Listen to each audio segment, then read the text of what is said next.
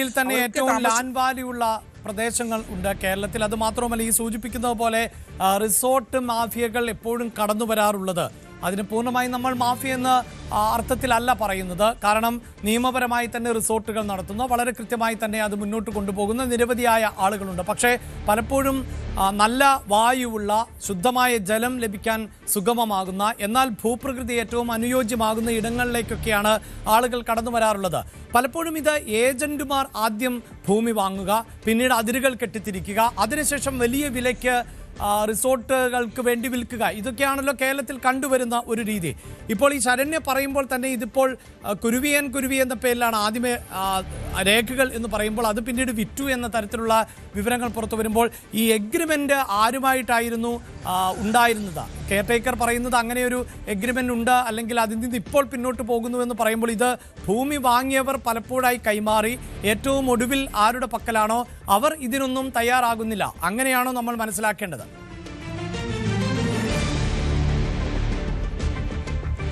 അല്ല, ഇത് ഈ കുരുവി എന്ന് പറഞ്ഞ റിസോർട്ട് നേരത്തെ തന്നെ അവിടെ ഉണ്ടായിരുന്നതാണ്. കുറേ ഹട്ടുകളായിട്ടാണ്. കാരണം CRZ കൃത്യമായ ഉള്ളിലാണ് അവർ നിൽക്കുന്നത്. അപ്പോൾ ഇത് ഇപ്പോൾ ആ ഒരു തുടക്കത്തിലെ ആ പാലായിൽ ഉടമസ്ഥനായിട്ടുള്ള ആളുടെ ഒരു പ്രോജക്റ്റിലാണ് തുടങ്ങുന്നതെങ്കിൽ അതേ സാങ്ഷൻ്റെ പുറത്താണ് ഇപ്പോൾ ഡെവലപ്മെൻറ്റ്സ് നടക്കുന്നത് എന്നുള്ളതാണ് നമുക്ക് മനസ്സിലാക്കാൻ കഴിയുന്നത്. അതായത് അവർ വിറ്റു എന്ന് പറയുമ്പോൾ അതിന് ശേഷം പിന്നീട് അത് ഇതേ രജിസ്ട്രേഷനിൽ തന്നെയാണ് അതിൻ്റെ മറ്റ് കറണ്ട് ബില്ലാണെങ്കിലും മറ്റു കാര്യങ്ങളും നമ്മൾ അതൊക്കെ നോക്കിയപ്പോൾ എല്ലാം ഇതിൻ്റെ പേരിൽ തന്നെയാണ് അടച്ചു പോകുന്നത്. അപ്പോൾ ആ രജിസ്ട്രേഷൻ്റെ പേരിൽ തന്നെയാണ് നടക്കുന്നത്. പക്ഷേ സ്ഥലമിടപാടുകൾ സംബന്ധിച്ച് ഇനിയും വ്യക്തത വരേണ്ടതുണ്ട്. കാരണം ഇത് 7 ഏക്കറിൽ നിന്ന് 25 ഏക്കറിലേക്ക് വ്യാപിച്ചു തുടങ്ങിയിരിക്കുന്നു.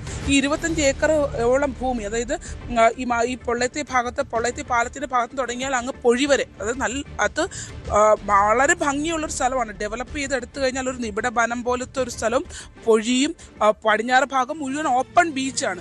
അപ്പോൾ ആ ഒരു ബീച്ചിലേക്ക് അത്രയും ആക്സസ് ഉള്ള, എന്നാൽ കിഴക്ക് എൻഡെന്ന് പറയുന്നത് തീരദേശ ഹൈവേ ആണ്. അപ്പോൾ അത്രയും വാല്യൂ ഉള്ള ഒരു പ്രോപ്പർട്ടിയാണ് ഇത് എന്നുള്ളത് യാഥാർത്ഥ്യമാണ്. അവിടെയാണ് 25 ഏക്കർ ഇങ്ങനെ വ്യാപിച്ചു കിടക്കുന്നത്. അപ്പോൾ അവിടുത്തെ ജനങ്ങൾ ആരും ഈ പ്രോജക്റ്റിന് എതിരല്ല എന്നുള്ളതാണ് നമുക്ക് അവരോട് സംസാരിച്ച് മനസ്സിലാവും. അവർ പറഞ്ഞ് പ്രാദേശികമായി തൊഴിൽ കിട്ടാൻ സാധ്യതയുണ്ട്.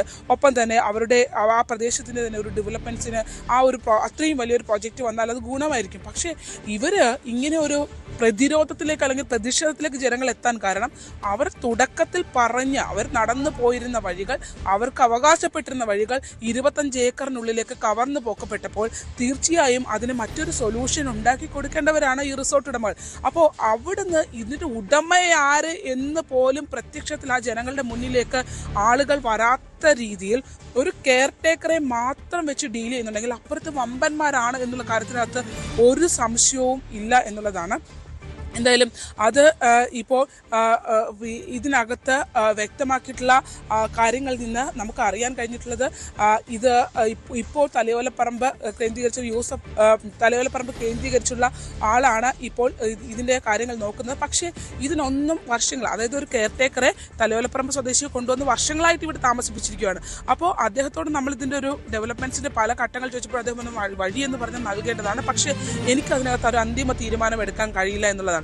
അതായത് ഇപ്പോഴും ഏറ്റവും ഒടുവിൽ അവർ റോഡ് നിർമ്മിക്കുന്നതിന് വേണ്ടി പഞ്ചായത്ത് ഫണ്ട് സാങ്ഷൻ ചെയ്ത് അവിടെ സാധനങ്ങൾ ഇറക്കാനുള്ള കാര്യങ്ങളിലേക്ക് കടക്കാൻ വേണ്ടി ഇവരോട് ഒരു കൺസെൻറ്റ് ചോദിച്ചപ്പോൾ കൺസെൻറ്റ് തരാൻ കഴിയില്ല, വേണമെങ്കിൽ നിങ്ങൾ നടന്നോ എന്നുള്ളൊരു നിലപാടിലേക്ക് പോയപ്പോഴാണ് എങ്കിൽ ഇത് നടത്താൻ പാടില്ല, ഇത് ഇന്നിതാണെങ്കിൽ നാളെ മറ്റൊന്നായിരിക്കും എന്നുള്ള നിലപാടിലേക്ക് മത്സ്യത്തൊഴിലാളികൾ ഉൾപ്പെടെയുള്ള മനുഷ്യർ ഇറങ്ങുന്നതും അവർ ഇപ്പോൾ ഒരു പ്രതിഷേധത്തിൻ്റെ പാതയിലേക്ക് പോകുന്നതും.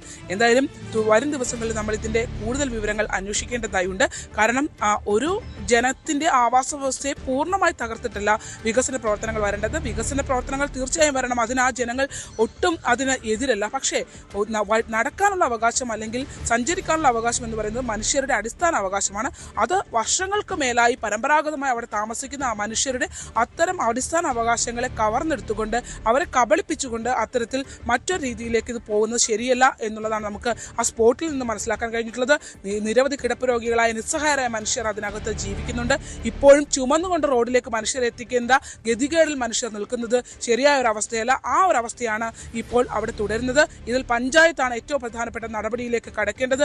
പഞ്ചായത്ത് അധികൃതർ അടക്കം ഇതിനകത്ത് തുടർ നടപടികൾ എന്ത് ജനങ്ങൾക്ക് വേണ്ടി നിലകൊള്ളുമോ എന്നുള്ള ചോദ്യങ്ങളൊക്കെ ഇപ്പോൾ നിൽക്കുന്നു. മാരാരിക്കുളം സൗത്ത് പഞ്ചായത്തിന്റെ കീഴിലാണ് ഈ പൊള്ളേത്തെ ഭാഗത്ത് വരുന്ന 23-ാം വാർഡിൽ ഈ ജനങ്ങൾ അങ്ങ് പടിഞ്ഞാറ് തീരദേശം വരെയുള്ള ജനങ്ങൾ 52ഓളം കുടുംബങ്ങൾ അനുഭവിക്കുന്നത്. അവര് ഒരു മാസ് പെറ്റീഷൻ അടക്കം ജനങ്ങൾ ഒപ്പിട്ടുകൊണ്ട് കേരളത്തിൽ അതും ആലപ്പുഴയിൽ ഇങ്ങനെ ഒരു സംഭവം ഉണ്ടാകുമ്പോൾ അവിടെ നമുക്കറിയാം എല്ലാ രാഷ്ട്രീയ പാർട്ടികൾക്കും കൃത്യമായ വേരോട്ടം ഉള്ള ഒരു ഇടം കൂടിയാണ്. ഇങ്ങനെ ഒരു പ്രശ്നമൊക്കെ ഉണ്ടായാൽ അവിടുത്തെ ജനപ്രതിനിധികൾ ഇടപെടില്ലേ? അവർക്കിത് രമ്യമായി പരിഹരിക്കാൻ സാധിക്കില്ലേ? അതൊരു സാമാന്യമായി തോന്നുന്ന സംശയമാണല്ലോ.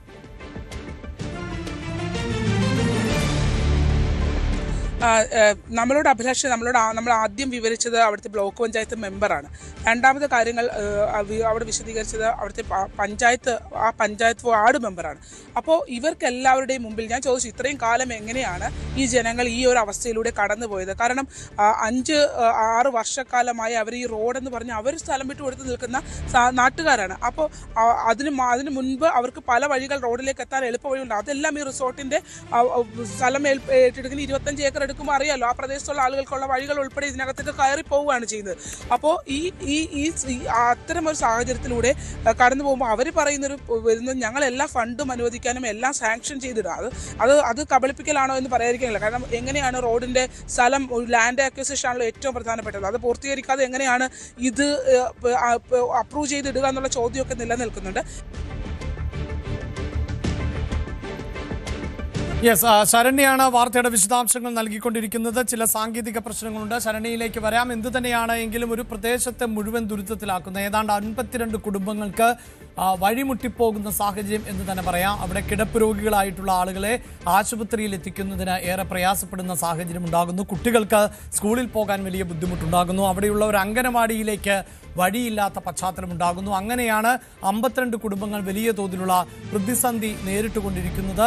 ഒപ്പം ഭൂമി വിൽപ്പനയ്ക്ക് വലിയ സമ്മർദ്ദം ഉണ്ടാക്കി അങ്ങനെ ഒരു പ്രദേശത്തെ ഏതാണ്ട് 25 ഏക്കറോളം സ്ഥലം ആണ് ഈ റിസോർട്ടിന് വേണ്ടിയിട്ട് സ്വന്തമാക്കിയിട്ടുള്ളത്. അങ്ങനെ ഒരു പ്രൊജക്റ്റ് അവിടെ വരുന്നതിനോട് ആളുകൾക്ക് വിയോജിപ്പൊന്നും തന്നെയില്ല. ആ പ്രൊജക്റ്റ് വരുന്നതിനെ സ്വാഗതം ചെയ്യുകയാണ്. അതേസമയം ഇങ്ങനെ അതായത് മാരാരിക്കുളം പോലെയുള്ള ഒരു പ്രദേശത്ത് ജനങ്ങളുടെ സഞ്ചാര സ്വാതന്ത്ര്യത്തെ അടക്കം ബാധിക്കുന്ന തരത്തിലുള്ള ഒരു നിർമ്മാണ പ്രവൃത്തിയിലേക്ക് പോകുന്നതിൽ ആണ് വിയോജിപ്പ് ഉള്ളത്. അപ്പോൾ അങ്ങനെ ആ സാഹചര്യത്തെ എങ്ങനെ മറികടക്കാം? അതായത് നമുക്ക് നേരത്തെ പ്രദേശവാസികൾ നൽകിയ പ്രതികരണങ്ങളുണ്ട്. ആ പ്രതികരണങ്ങൾ ഒരിക്കൽ കൂടി ഒന്ന് കേട്ടു നോക്കാം.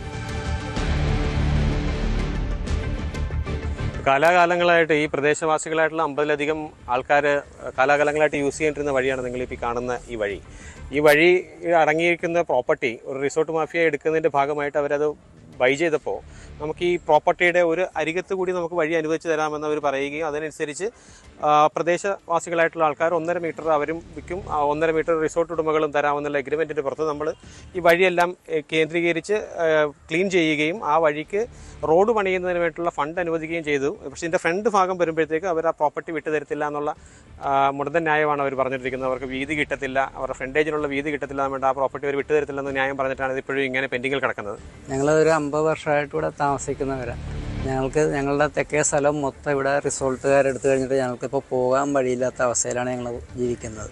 അവസ്ഥയാണ് ഞങ്ങൾക്ക് ഈ വെള്ളവായി വരുമ്പോഴുള്ള അവസ്ഥ. ഇപ്പോൾ അല്ല പ്രശ്നം, വെള്ളവായി വരുമ്പോൾ ഞങ്ങൾക്ക് ഒരു വിധത്തിലും പറ്റാത്ത ഒരവസ്ഥയാണ്. അത് പറയാൻ പോലും പറ്റില്ല, ഒന്ന് കണ്ടാലേ പറ്റൂ. ഈ ഒരു പ്രദേശത്ത് മൊത്തം ഗതാഗത സൗകര്യം ആകണമെങ്കിൽ ഇപ്പോൾ ഇവിടെ ഗവൺമെൻറ് ഹൈസ്കൂളുണ്ട്, നമ്മുടെ കൊല്ലത്തെ ഹോളി ഫാമിലി ചർച്ചുണ്ട്. അപ്പോൾ ആ പള്ളികളിലേക്ക് പോകാനും സ്കൂളിലേക്ക് പോകാനും അതേഷ്ടം കിഴക്ക് വാർഡുകളിൽ നിന്ന് മത്സരങ്ങൾക്ക് ഇവിടെ മത്സരം നടത്തുവാൻ വേണ്ടി പടിഞ്ഞോട്ട് വരുവാനും കടപ്പുറത്തേക്ക് വരുവാനും ഈ ഒരു വഴികളും ഉണ്ടായിരുന്നുള്ളൂ. എന്നാൽ ഇവർ ആ ഭൂമാഫിയ അവിടെ എടുത്തുകൊണ്ട് അവിടുത്തെ തിരശ്ശ റോഡുമായിട്ട് അവിടുത്തെ എന്നിൽ നിന്ന് പടിഞ്ഞോട്ട് വന്നാലേ അവർ സ്ഥലം തന്നാൽ മാത്രമേ നമുക്ക് ഈ പാലവും റോഡും ഒക്കെ യാഥാർത്ഥ്യമാകാൻ പറ്റത്തുള്ളൂ. റോഡിന് വേണ്ടിയിട്ട് ഇപ്പം 5 വർഷത്തിന് മുകളിലായി. നേരത്തെ ഞങ്ങൾ നിർബന്ധം പിടിച്ചില്ല, എന്ന് വെച്ചാൽ ഞങ്ങളുടെ മക്കളൊക്കെ പഠിക്കായിരുന്നു. അപ്പോൾ ഒരു വഴക്കുണ്ടാക്കണ്ട, കേസിലൊന്നും പോകണ്ട എന്ന് പറഞ്ഞിട്ട് പിള്ളേർക്ക് പഠിത്തമൊക്കെ കഴിഞ്ഞ് പിള്ളേർ പോട്ടെ എന്ന് കരുതിയിട്ട് ഞങ്ങളൊന്നും പോയില്ല. ഇപ്പം പിള്ളേരൊക്കെ ഒരുമാതിരി ആയി, എന്നിട്ട് ഇവർ തരുന്നില്ല. അപ്പോഴാണ് ഇപ്പം ഞങ്ങളെല്ലാവരും രോഗികളാണ്. കഴിഞ്ഞ 2025 മെയ് മാസത്തിൽ തുടങ്ങിയതാണ്. ആ തുടങ്ങി ആദ്യത്തെ സമയം തന്നെ ഇതിന് മാനേജരോട് നേരിട്ട് ചെന്ന് ഞാൻ ഉൾപ്പെടെ ഉള്ള ഈ പ്രദേശവാസികൾ പറഞ്ഞതാണ്.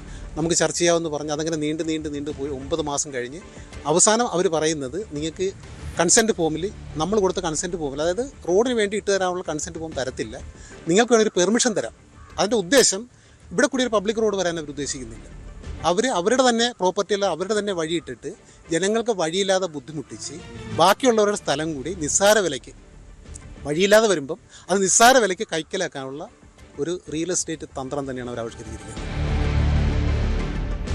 യെസ്, ശരണ്യ തുടരുന്നുണ്ട്. ശരണ്യ, തീർച്ചയായും ഒരു വഴി എന്നത് അത് പൊതുജനങ്ങൾക്ക് ഉപകാരപ്രദമാകുന്ന വഴിയാകണം. അതിനപ്പുറത്ത് ആ വഴിയുടെ ഉടമസ്ഥാവകാശം റിസോർട്ടിന് എന്ന് പറയുമ്പോൾ അതിൽ അവർക്ക് ഏത് ഘട്ടത്തിൽ പോലും മാറ്റങ്ങൾ വരുത്താം. ഈ പ്രദേശവാസികൾ പറയുന്നത് പോലെ തുടക്കത്തിൽ ഒരു വഴി നൽകുക, പിന്നീട് എന്തെങ്കിലും പ്രതിസന്ധി പറഞ്ഞുകൊണ്ട് അത് ഇല്ലാതാക്കുക, ആ സമയത്ത് അവിടെയുള്ളവർക്ക് അവിടെ നിന്ന് വിറ്റുപോവുക എന്നത് മാത്രമായിരിക്കും പോംവഴി. അപ്പോൾ കൃത്യമായി ഈ ആളുകളെ കുഴിയിൽ ചാടിക്കുവാനുള്ളൊരു നീക്കം നടക്കുന്നു. അത് അവിടുത്തെ ജനങ്ങൾ തിരിച്ചറിയുന്നു എന്നുള്ളതാണല്ലോ മനസ്സിലാക്കേണ്ടത്. ഈ ജനപ്രതിനിധികൾക്കടക്കം ഈ വിഷയത്തിൽ ഇടപെട്ടുകൊണ്ടൊരു പരിഹാരം സാധ്യമാകുമോ? തീർച്ചയായിട്ടും അഭിലാഷ്, അതിനകത്ത് പരിഹാരം ഉണ്ടാക്കാതെ മുന്നോട്ട് പോകാൻ കഴിയില്ല എന്നുള്ളതാണ്. കാരണം ഇതിപ്പോ നിസ്സഹായരായ ഗതികെട്ട മനുഷ്യരാണ്.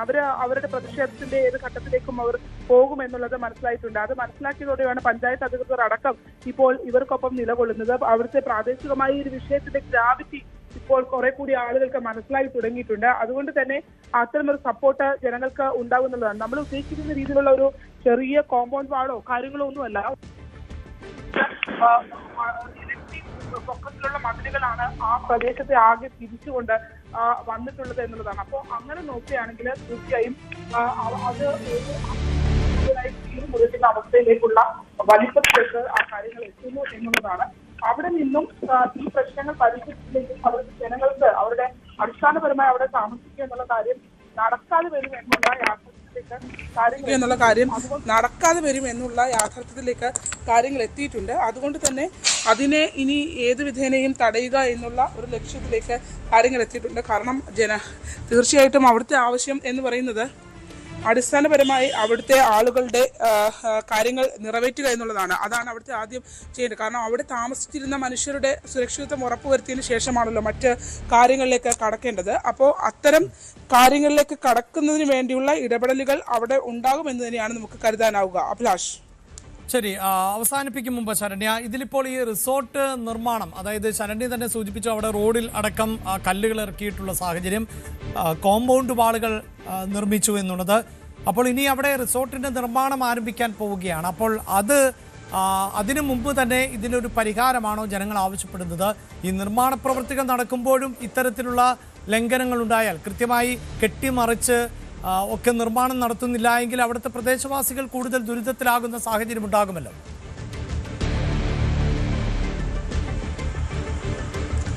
ഇതിൽ പ്രധാനപ്പെട്ട ഒരു കാര്യമെന്ന് പറയുന്നത് അത് CRZ മേഖലയാണ് എന്നുള്ളതാണ്. അപ്പോൾ CRZ മേഖലയിൽ ഇവർക്ക് നിർമ്മാണ പ്രവർത്തനങ്ങളിൽ കടക്കണമെങ്കിൽ തീർച്ചയായും അവിടെ നിലനിന്നിരുന്ന വീടുകളുടെ കെട്ടിട നമ്പർ ഇവർക്ക് ആവശ്യമുണ്ട്. അതായത് ആ കെട്ടിട നമ്പറുകൾക്കുള്ളിൽ വെച്ച്, അതായത് പുതുതായി ഇനി CRZ മേഖലയിൽ കെട്ടിട നമ്പറുകൾ അനുവദിക്കത്തില്ല. അപ്പോൾ ഈ നിലവിൽ അവിടെ ഉണ്ടായിരുന്ന ആളുകളുടെ കെട്ടിടത്തിന്റെ നമ്പറുകൾ ഉപയോഗിച്ച് മാത്രമേ അവിടെ നിർമ്മാണം ആരംഭിക്കാൻ കഴിയൂ. അപ്പോൾ സ്വാഭാവികമായും അവിടെയുള്ള വീടുകൾ ഇവർക്ക് ആവശ്യമുണ്ട്. ആ വീടുകൾ അവിടെ പൊളിഞ്ഞു കിടക്കുകയാണെങ്കിൽ പോലും ആ നമ്പർ പുതുതായി അലോട്ട് ചെയ്യാതെ തന്നെ ആ നമ്പർ ഉപയോഗിച്ചിട്ട് അവിടെ ഇവരുടെ ഈ 25 ഏക്കറിനുള്ളിൽ കെട്ടിടങ്ങൾ ഡെവലപ്പ് ചെയ്ത് അവിടെ കെട്ടാൻ കഴിയും. ആ ഒരു നിയമ സാധ്യത കൂടി ഉപയോഗിച്ചിട്ടാണ് ഈ വീടുകളിലുള്ള ആളുകളെ സമ്മർദ്ദത്തിലാക്കി അവരെ പുറത്ത് ചാടിച്ചുകൊണ്ട് ആ വീടുകൾ കൈക്കലാക്കുന്നതിന് വേണ്ടിയുള്ള ശ്രമം ഈ റിസോർട്ടിന്റെ ഭാഗത്തു നിന്നുണ്ടാകുന്നത്. അപ്പോൾ വളരെ ക്ലിയർ ആണ് കാര്യങ്ങൾ. അതായത് അവിടെ അത്തരമൊരു വികസനത്തിന് ആരും എതിരല്ല. പക്ഷേ ഈ വീടുകളിനകത്ത് നമുക്ക് പുറത്തു നിന്ന് ദൃശ്യങ്ങൾ കാണാൻ അകത്ത് എന്ത് നടക്കുന്നു എന്ന് കാണുന്നത് സാധാരണ ഒരു കോമ്പൗണ്ട് വാളല്ല, നേരത്തെ സൂചിപ്പിച്ചതുപോലെ തന്നെ ഇരട്ടി പൊക്കമുള്ള മതിലുകളാണ് അവിടെ കെട്ടി ഉയരുന്നത്. അപ്പോൾ അകത്ത് എന്ത് നടക്കുന്നു എന്ന് നമുക്ക് പുറത്തുനിന്ന് അറിയാൻ കഴിയാത്ത രീതിയിൽ അതിനൊരു ഫ്രണ്ടേജ് കൊണ്ടുവന്ന് കെട്ടി അടയ്ക്കുക എന്നുള്ളതാണ് അവരെ ലക്ഷ്യം വെക്കുന്നത്. അപ്പോഴാണ് അതിനകത്ത് ഈ അംഗനവാടി കെട്ടിടം ഉൾപ്പെടെയുള്ള കാര്യങ്ങൾ നിൽക്കുന്നത്. ഒപ്പം തന്നെ ഞാൻ പറഞ്ഞില്ല അഭിലാഷ്, ഇതിന്റെ തന്ത്രം ഇതാണ്. ഇപ്പോൾ തെക്കേ അതിരി വരെ എടുത്തിട്ടുണ്ടെങ്കിൽ ആ റോഡ് എന്ന് കാണിച്ചിരിക്കുന്ന ഭാഗത്തിന്റെ വീണ്ടും തെക്ക് ഭാഗത്തേക്ക് അവർ പല ഇടങ്ങളിലായി വാങ്ങിച്ചു തുടങ്ങിയിട്ടുണ്ട്. അപ്പോൾ അങ്ങനെ വാങ്ങിച്ചു തുടങ്ങുമ്പോൾ നടുക്കൂടെ വഴി വന്നാൽ അത് അവിടുത്തെ ജനങ്ങൾക്കുള്ള ഒരു ബേസിക് സൗകര്യങ്ങളുടെ വേണ്ടി ഒരുങ്ങുന്ന ഒരു വഴിയാവും. സ്വാഭാവികമായും ജനങ്ങൾ അവിടെ നിന്ന് വിട്ടുപോകില്ല. അവർക്ക് സൗകര്യങ്ങൾ കിട്ടിത്തുടങ്ങും, വാഹനം ഓടിത്തുടങ്ങും. അങ്ങനെ ഓടിത്തുടങ്ങിയാൽ അവിടെ ഒരു കാരണവശാലും ഇവർ ലക്ഷ്യം വെക്കുന്ന ആ ഒരു ലക്ഷ്യത്തിലേക്ക് അവിടെ എത്താൻ അവർക്ക് കഴിയില്ല. അതുകൊണ്ട് തന്നെ വീണ്ടും ആളുകളെ സമ്മർദ്ദത്തിലാക്കുക, അതിന് പ്രത്യക്ഷത്തിൽ ഇതിന് ഉടമകൾ ആരാണെന്ന് പോലും അവർ പോലും ഒരു ചർച്ചയ്ക്ക് ജനങ്ങൾക്ക് മുന്നിലേക്ക് വരാതെ കെയർ ടേക്കർ ഉൾപ്പെടെയുള്ള ആളുകളെ വെച്ചിട്ട് അത് ഉദ്യോഗസ്ഥരെ മാത്രം വെച്ചിട്ടാണ് ഇതിൻ്റെ ഒരു ഡീലിങ്സ് ഇപ്പോൾ നടന്നുകൊണ്ടിരിക്കുന്നത്. സ്വാഭാവികമായും അകത്ത് തോടുകളുണ്ട്, പൊതു തോടുകളുണ്ട്. അവിടുത്തെ ആ പ്രദേശത്തിന് വെള്ളപ്പൊക്ക ഭീഷണി ഉള്ളതാണ്, കടലാക്രമണ ഭീഷണിയുള്ള പ്രദേശമാണ്. അപ്പോൾ ഈ മഴക്കാലം വന്നാൽ അവരുടെ ജീവിതം കുറേ കൂടി ദുരിതമാവും. ഇപ്പോൾ അവർ പോകുന്ന വഴി എന്ന് പറയുന്നത് സ്വാഭാവികമായും വളരെ പ്രശ്നമുള്ള വഴികളിലൂടെയാണ് ഈ കുട്ടികൾ ഉൾപ്പെടെ സ്കൂളിലേക്ക് പോകുന്നത്. കാരണം ഈ എവിടെ ചുറ്റി മറിഞ്ഞു പോകേണ്ട ഒരു അവസ്ഥയാണ്. അപ്പോൾ സ്വാഭാവികമായും ഈ പൊതു തോടുകൾ അടക്കമുള്ളവയുടെ നിർമ്മാണത്തിൽ അത് ഈ നിയമം പാലിക്കപ്പെടുന്നുണ്ടോ അതോ ഇത് മുഴുവനായി അടച്ചാണോ ഇത് പോകുന്നതെന്ന് അടക്കമുള്ള കാര്യങ്ങൾ നമുക്ക് വരും ദിവസങ്ങൾ കൂടി പരിശോധിക്കേണ്ടതായുണ്ട്. എന്തായാലും നിലവിലത്തെ ഒരു സാഹചര്യത്തിൽ ഏറ്റവും ബേസിക് ആയിട്ട് അവിടെ നിന്ന് ഉയർത്തപ്പെടേണ്ട ഒരു വിഷയം എന്ന് പറയുന്നത് ഇതാണ്. അടിസ്ഥാനപരമായി പരമ്പരാഗതമായി അവിടെ ജീവിച്ചിരുന്ന മനുഷ്യർക്ക് അവർക്ക് ഏറ്റവും ആദ്യം നൽകേണ്ട ഒരു സ്ഥലവിൽപ്പനയിൽ ഏറ്റവും ആദ്യം നൽകേണ്ട വഴി ഉൾപ്പെടെ 25 ഏക്കറോളം കവർന്നിട്ട് അവർക്ക് വഴി നൽകാമെന്ന് പറഞ്ഞ് അവരെ കബളിപ്പിച്ചാണ് ഇപ്പോൾ കാര്യങ്ങൾ പോകുന്നത്. അതിനപ്പുറത്തേക്ക് ഇനി നിയമപരമായി ഇതിനകത്ത് എന്തൊക്കെ പ്രശ്നങ്ങളുണ്ട് എന്ന് കൂടി നമുക്ക് വരും ദിവസങ്ങൾ പരിശോധിക്കേണ്ടതായുണ്ട്. എന്തായാലും വഴി എന്നുള്ള ആവശ്യം അത് നിരസിച്ച് തുടക്കത്തിൽ നൽകാമെന്ന് പറഞ്ഞ അത് ഇത്തരത്തിൽ നൽകാമെന്ന് ഉറപ്പ് നൽകിയിരുന്നുവെന്ന് ബ്ലോക്ക് പഞ്ചായത്ത് മെമ്പർ ഉൾപ്പെടെ നമ്മളോട് സ്ഥിരീകരിക്കുന്നുണ്ട്. അപ്പോൾ ആ ആവശ്യത്തിൽ നിന്ന് പിന്മാറി അവർക്ക് നിങ്ങൾ എങ്ങനെയെങ്കിലും പൊക്കോ അല്ലെങ്കിൽ പോകേണ്ടതില്ല എന്നുള്ള നിലപാട്. കാരണം പടിഞ്ഞാറ് തീരമാണ്, കടലാണ്, കിഴക്ക് തീരദേശ ഹൈവേയിലേക്ക് ഇവർക്ക് എത്താൻ വഴിയില്ല. അപ്പോൾ എങ്ങോട്ട് പോകുമെന്നുള്ള ചോദ്യം വളരെ പ്രധാനപ്പെട്ടതാണ്. മത്സ്യത്തൊഴിലാളികളാണ്, പാവപ്പെട്ട മനുഷ്യരാണ്, അവരെയാണ് ഈ രീതിയിൽ ചൂഷണം ചെയ്യുന്നത്. അഭിലാഷ്.